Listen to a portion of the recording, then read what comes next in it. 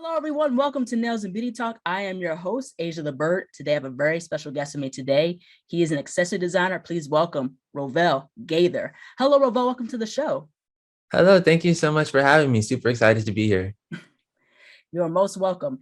So, I want to go ahead and kickstart off by where are you originally from and how'd you get into accessory design? So I am in the Bay Area. I'm located in the Bay Area, born and raised here. And I got into accessories. Well, started in fashion design in high school. I started making clothes and getting really into fashion. And me and my friends, we started a fashion club because we at the high school I used to go to, we used to have a fashion sewing class. But the teacher, a few years prior to me actually getting into fashion design, had passed away. So our school didn't offer fashion design classes. So my friend, it was really mostly my friend Lauren. She started a fashion club, so we started Mhm. that, and from there, my passion for sewing just kind of grew. And then one day, I randomly started getting into bags. One of my mom's friends came over, and she had this really cool bag on. So I was like, why don't I try to make one? You know, it's been a while since because I had took a break from sewing at that time. It's like it's been a while since I made something. Why don't I try it? And I made a bag, and I fell in love with making bags. And ever since then, that's what I've been doing. Oh, that's great. Now, who are like your favorite like accessory designers? Accessory designers. Okay, so small is kind of hard because there's not really many, but I've really been into Coach for some reason. You know, the brand Coach. I a lot of it's not really like mainstream. Well, it's mainstream, but a lot of people don't really recognize it as a high fashion brand. But I really do like their designs. They have some really dope things. Mhm. You know, a lot of the higher end brands I look at for inspiration, and I look, you know, your average high end brands I look at, but it's kind of hard to say. I don't really have too many inspirations, but you know, there's a few that have like Coach. I look at Louis a lot, Gucci. Um, you know, just your basic, you know, high end brands, not really any smaller brands much. Mhm. Yeah, most definitely. Like for me, I get inspired by like, Dolce and Gabbana. I Yes, like I like Dolce and Gabbana. That's a good one. I love them. I Mhm. mean, there's so many. It's so hard to kind of say there's so many, but you know, when I'm looking for inspiration, when I'm designing something, you know, I'll look through a bunch of brands and see what kind of inspires me to do something. So, you know, I don't really have a set few. You know, I kind of just look at all of them and kind of take it all in and all that type of stuff. Mhm. Yeah, like I look at Brandon Blackwood. Brandon Blackwood, Oh yeah, Brandon Blackwood is a really good one. Yeah, especially black owned, really good. like he has like his own mini handbags, and now, Yes, he has a lot of good ones. I know he has the ESR totes, and mhm, um he has so many different names. I look at his page all the time too. Brandon Blackwood. I look at his stuff all the time too. mhm. Yeah, like his stuff is great. I love his fur coats that he Oh released. yeah, no, his new what was it for his winter collection he just did? Yeah, Yeah, fall. no, those were really nice. I like how he's kind of branching over into the fashion world too, because he was just accessories, but now he's kind of branching out into fashion too. Yeah, most definitely. So, like how you mentioned, you talked about like doing fashion sewing classes in high school. So, what tips would you give for someone who wants to get into accessory design? Tips for someone who wants to get into accessory design. So first I would say, okay, so I feel like I kind of had an advantage when I first started because I used to do clothing. I used to construct clothing. So I knew kind of the basics of sewing. But what I would definitely recommend is learning pattern making. I know that it's very difficult. And when I used to make clothes, I hated making patterns. I sucked at it. But I make all of my bag patterns and it makes it so much easier going along because you know you can kind of you learn more about the construction of bags once you know how to make a pattern. You can do if you can imagine it, you can make it, and you learn a lot more through constructing a bag if you make your patterns than if you were to just purchase them. Because I know a lot of smaller bag designers, they kind of just download PDF patterns and go that way and kind of change it up a little bit. But I recommend learning the actual starting from scratch how to pattern make.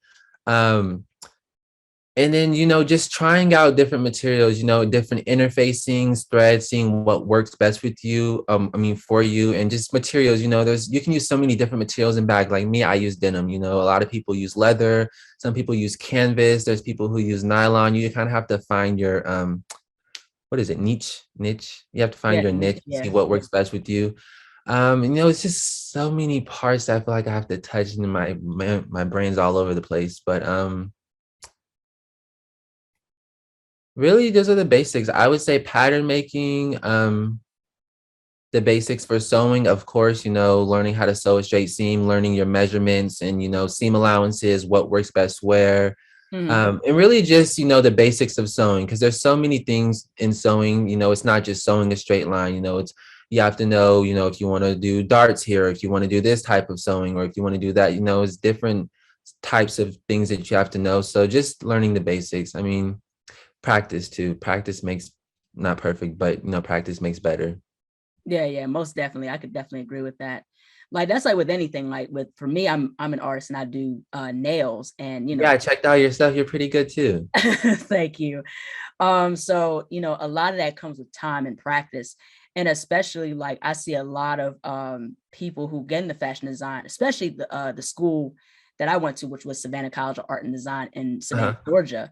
And so like you see a lot of these people make these unique pieces and things like that. And there's a lot of work that goes into it. So I can Yeah, definitely, it's a lot of work.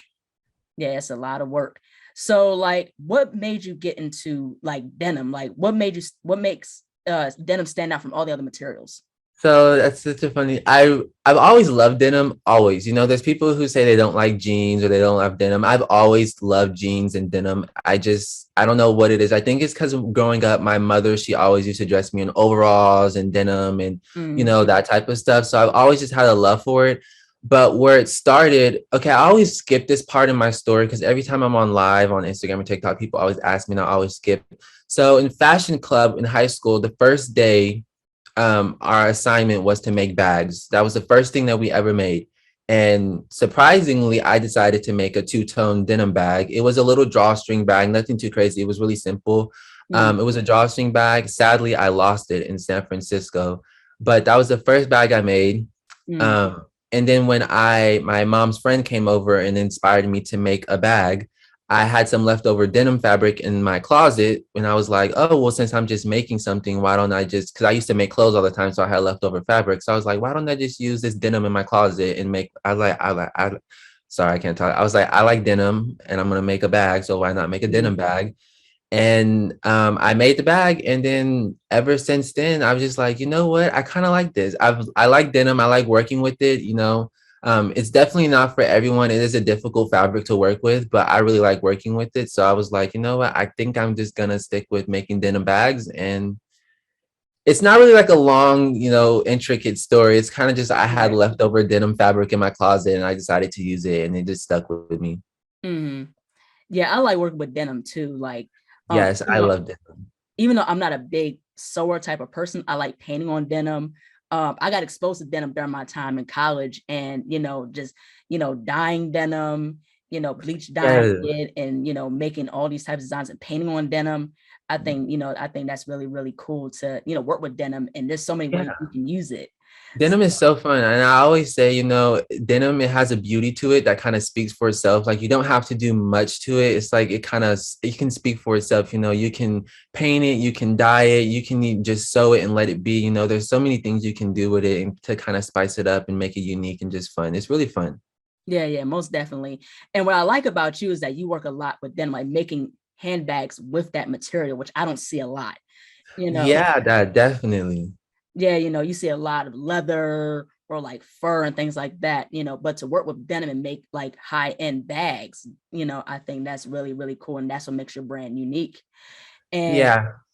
mhm, And I mean, like a lot of times, when I'm looking for inspiration or something for like a new collection or just a piece, it's always kind of hard because it's not really a lot of brands making denim bags. And, there are, some of the higher end brands, they have made denim, but they don't really focus specifically on denim. It's like they make a mhm, collection and they're like, oh, let's throw in a denim bag because people like denim. Let's just throw in one little denim. They don't really take the time to try to make a nice, beautiful denim looking bag.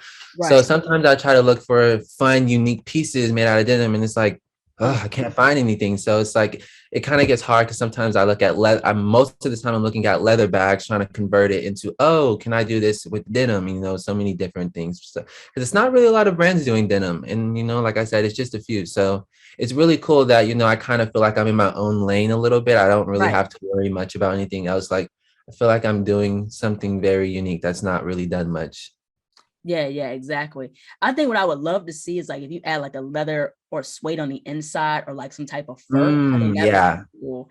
Yeah, that would be really cool. And also too, have you ever thought about doing like hardware? Like, cause I know if you look at Coach, if you look at like Louis Vuitton or Hermes, they have that, gold or silver hardware within the purses, like gold or silver accents. Have you ever thought about using those types of things, like buckles? Um, I use hardware.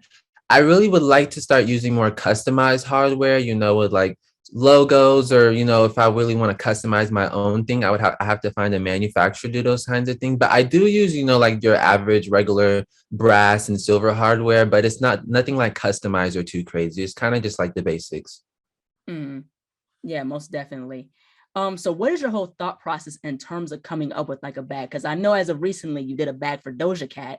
Oh, Like yes. I want you to also talk about like your whole process behind creating a bag, but also that experience, designing something for Doja Cat. So I mean that's kind of I'll answer the first and then kind of go into the back for Doja Cat. So Mm, coming up the process, I normally go through the same thing. So I'll think of something that I want to do. Normally I have a specific bag style in mind. mm, Like for my most recent collection, which is my Boston bag collection, I had that style of bag, a Boston bag style in my head.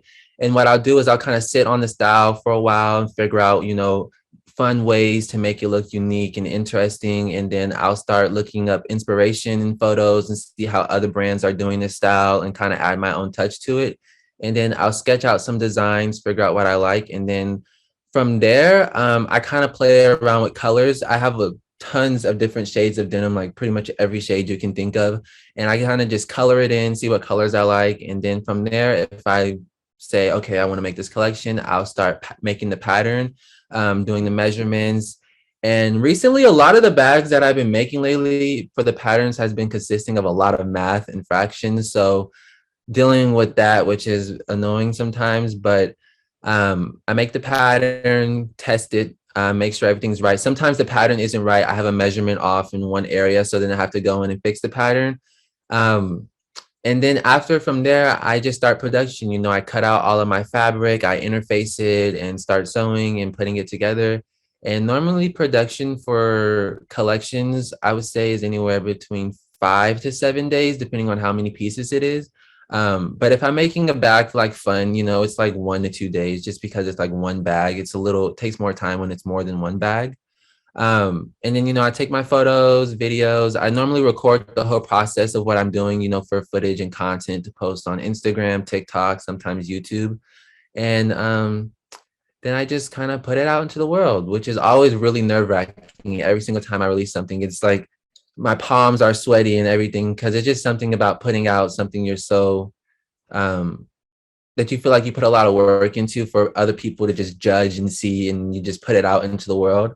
right. So normally that's my process of what I do when I'm designing. It's not really anything too crazy. It's kind of just like the basics of designing anything.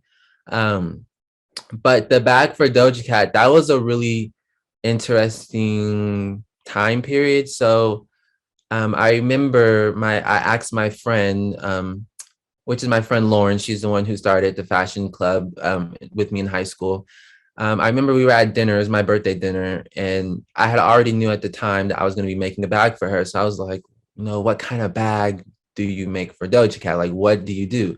Mm, Um, and I had some ideas in my head, but I wasn't really liking them. And then she was like, "Why don't you do a planet?" And I was like, that's a good idea. I was like, that's really cool because she just dropped her album, Planet Her, mm-hmm. which was really a really good. I love the album. I listen to it all the time. And I was like, that's a good idea. So I started sketching up some things.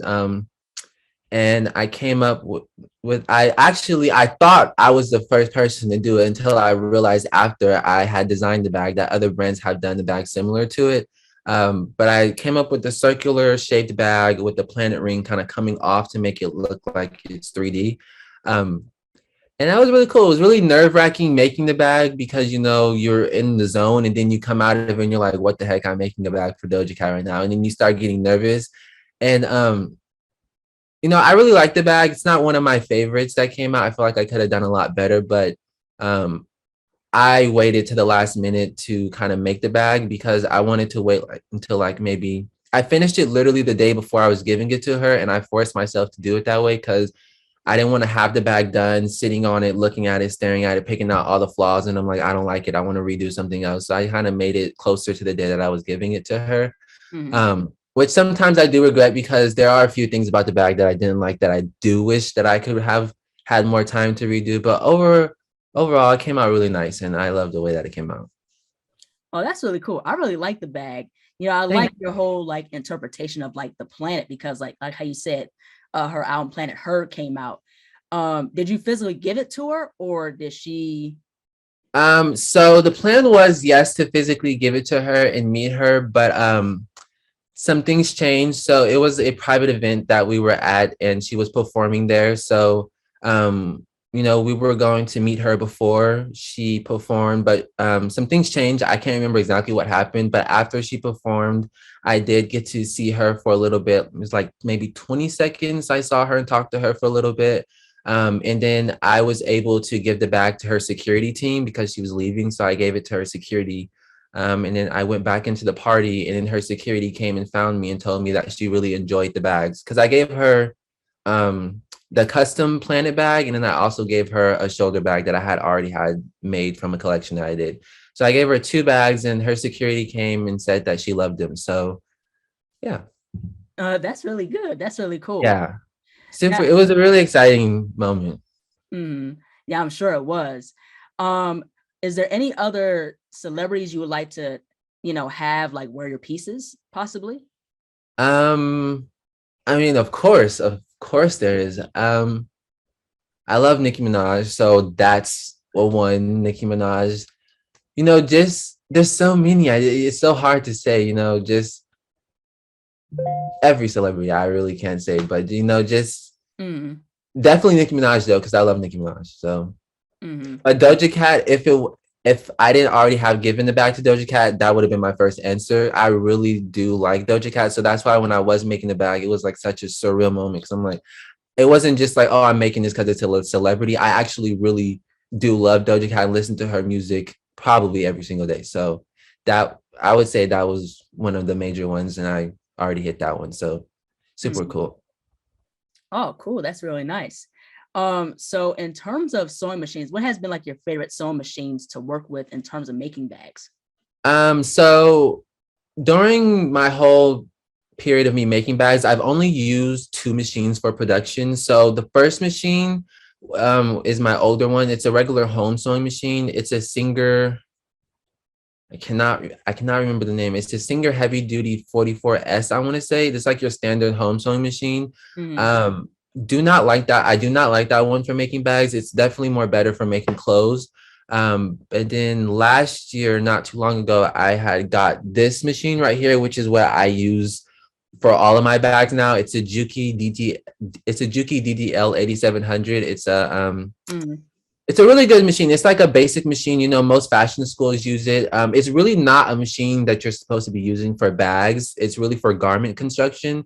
But when I was looking around and shopping for machines, industrial machines, I didn't really know the information too much. So I just bought kind of the one that I saw the best reviews on, not even considering the fact that I was going to be making bags on it. But I would like to get a walking foot machine. Those are really the machines you want to use for bags because it can take more heavier duty fabrics and more layers, and it walks the Right. fabric too, so it's a lot easier to use.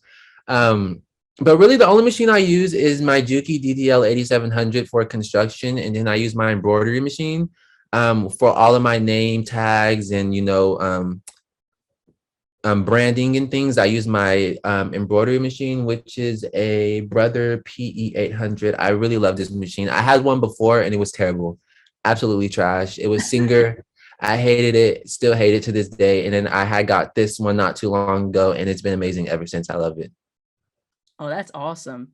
Yeah, I have like a sewing machine that kind of does that. It's like a Singer. I forgot what the model is, but it does like embroidery and things like that. So it's like an all-in-one type of thing.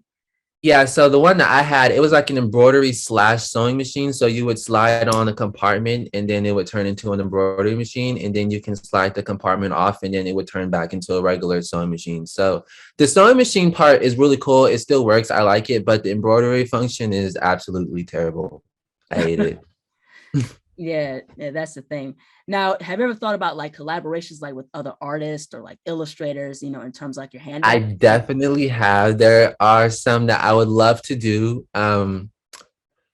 There is this girl that I went to high school with. Her name's Haley. She's an artist. Her brand is Chill TF Art. I really love her art, and I think it would be super dope to be able to do a collab with her. Um, and there's so many different brands that I really do like that I would love to work with one day. But um, long story short, yes, definitely. Yeah, like that'd be really cool. Like if you collaborate with like a illustrator or a painter or like a nail artist, that would be cool. Definitely. I think that that would be a really cool thing. And I think it's cool to kind of see two brands collide together and create some really cool stuff. I really like that. So I definitely will be doing that in the future. I would just have to line some things up. Yeah, yeah, most definitely. Now, what's your whole take on the progression of like the accessory design side of like the fashion industry in your perspective? Um, Lately in the last few years, honestly, accessories has become a lot bigger than I feel like it. I mean, accessories has always been big, but recently in the last few years, I feel like it's be going to a different level. A lot of people are realizing that accessories can definitely make or break outfits, and they're really important to an outfit.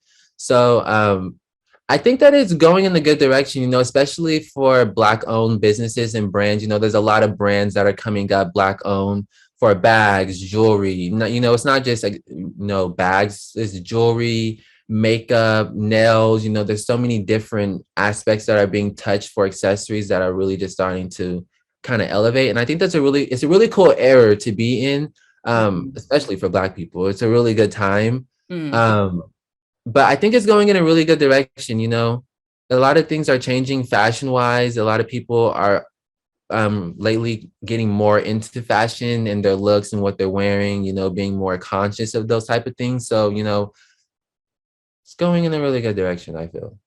Mhm. Yeah, I agree with that too, because I think, a lot of, we see a lot of Black designers coming out and branching out with their own jewelry, their Yes, and it's own. a really cool thing to see because honestly, it still shocks me sometimes. I'm like, oh, you're Black owned because it's like, it's not something that you really see too much. And it's a Mhm. really cool thing to see, like, oh, Black people can also be in this industry and that industry. Mhm. It's so many new industries that Black people are starting to tap into. And it's a really fun time to be alive, honestly. It really is. Yeah, yeah, yeah. And especially, so much, because technology has been so advanced and a lot of trends are coming back.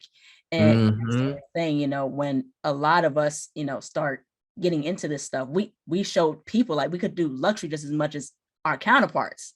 So Exactly. that's the entire thing. So I'm really happy with how fashion is progressing and it's getting more Definitely. creative and imaginative and the possibilities are so endless. And Exactly. And that's what's making it so much more fun every day is just continually growing and growing. mhm, exactly. So much you can do. It's really incredible.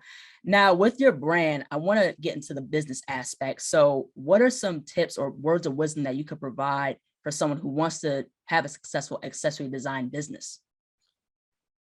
Some tips. Okay, so this is always a fun question because a lot of people always ask me this too.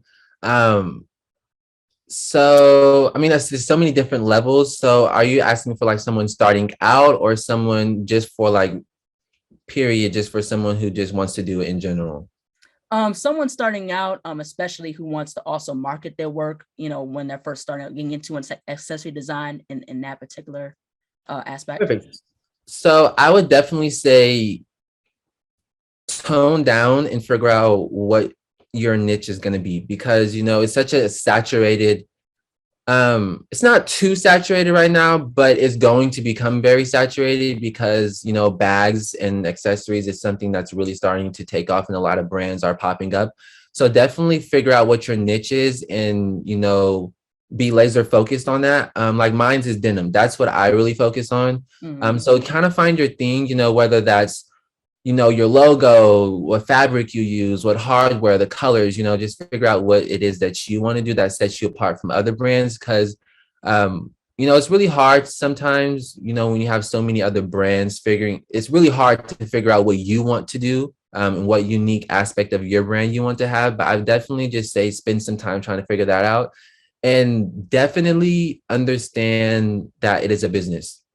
Sometimes as a designer, you get caught up in the fun of designing and, oh, I want this and I want that. But then you forget that you also have to handle the business. So I Mhm. would definitely say just make sure you have your business right. You have trademarks. If you're going to be having brand names, make sure you trademark your brand name.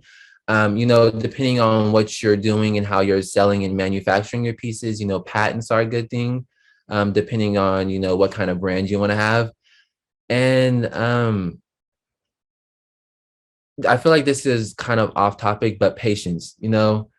This stuff is you really have to have patience, especially if you're going to be making your things. It's a little different if you're having your stuff manufactured, but if you're actually hand producing your items, it's a lot that comes with it, from people bashing you about your prices to feeling like, your skill is not worthy enough to be set at a certain price point, or, you feel like you don't have the talent to do certain things. It's like, just kind of take the time to practice, get yourself mentally prepared for all of these outside noises, because it is a lot. Sometimes I even question my own work sometimes, because I'll post something and someone's like, $450, are you serious? And then you kind of look at your own work and you're like, well, is this worth 400? Even though it is, and you spend all the time and hours and money to produce this item, people can get in your head and kind of make you question your own work. Mhm. And I would definitely say use social media to your advantage. A lot of people take social media for granted. Most social media users, they just use social media. They don't really try to use it, to make money or business or anything like that. But it is a very useful tool that a lot of people take for granted. I definitely say, start using TikTok, YouTube, and, just any of the social media platforms that you would like, and start marketing and branding yourself and really focusing on that one niche that I keep feel like I'm saying it wrong every time, niche that you want your brand to be focused on. I know there's so many more tips and things, but my brain's all over the place right now. But really, I would say those are the main ones that I would try to focus on. Mhm. Yeah, most definitely. Now, how would you define success? Contentment, being content. And that's something it's a lot easier said than done. Um, being content and just proud of your work, because Mhm. for me, a lot of the times I really beat myself up a lot, not physically, like mentally and like, Yeah, things like right. that, because you work so hard to produce something and then you put it out and then it doesn't do what you expect it to do. So I've recently been going through that my last few collections that I've been dropping. So, Mhm. just learning to be content and happy with your work and not letting algorithms or, people's negative comments or things like that judge the way that you view your own work. So being happy with your work, happy where you are, and just learning to be happy along the journey, because it's really a journey. It's not like it's a final destination point, because if you look at it that way, you'll never be happy and content with where you are if you're always like, oh, the next thing. So I've been learning to kind of take it slow and just be happy for the little wins. And really, that's what I think success is about: just being happy for the little wins and content with what you're doing. Mhm.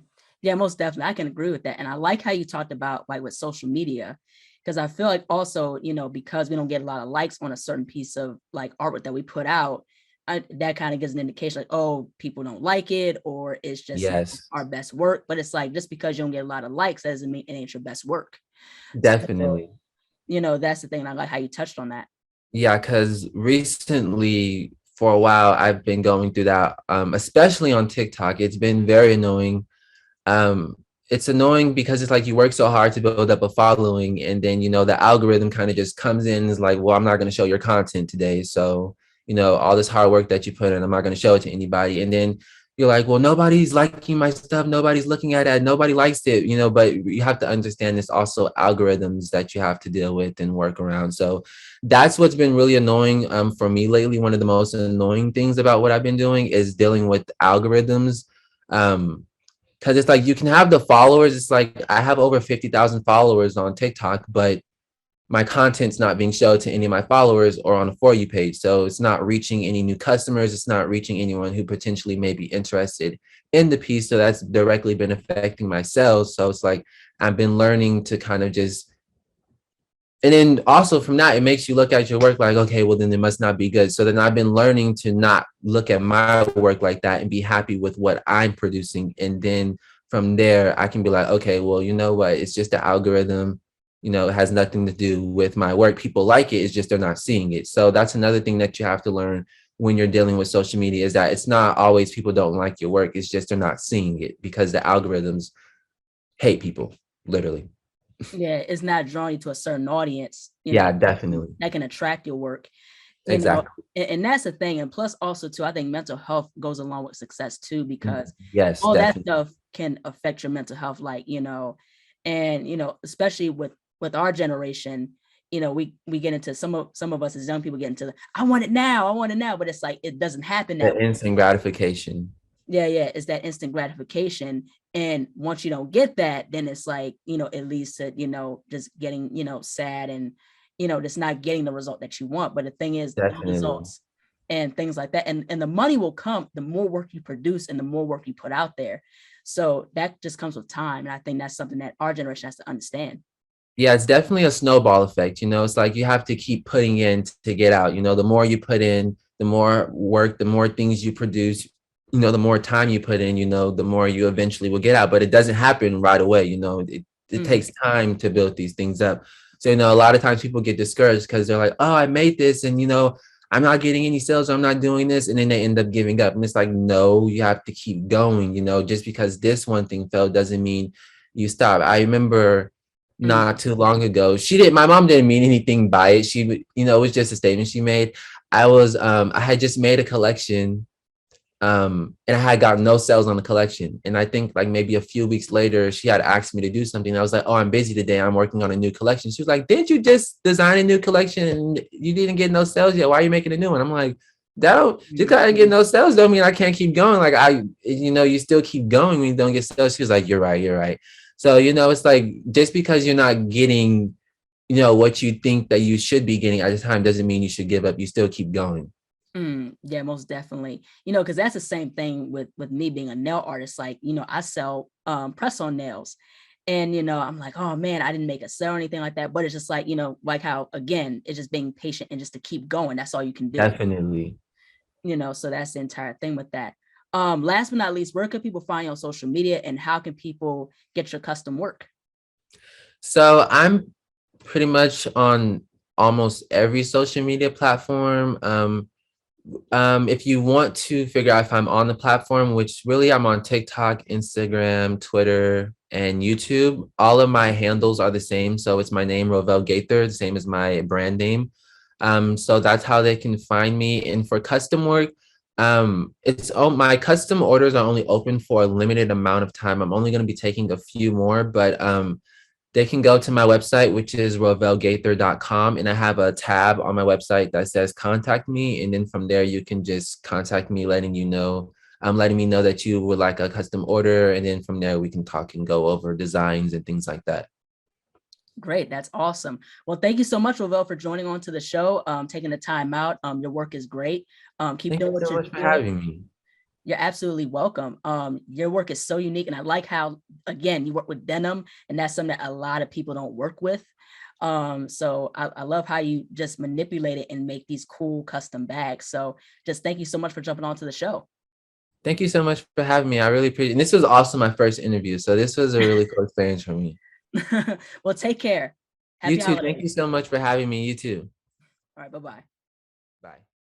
Hello, everyone. Thank you so much for watching. Please like, comment, share, and subscribe to the channel. Be sure to click the bell for notifications. Also, follow me on my social media platforms and visit my website, asiaticbird.com, and be on the lookout for more interviews to come very soon. Take care and stay beautiful.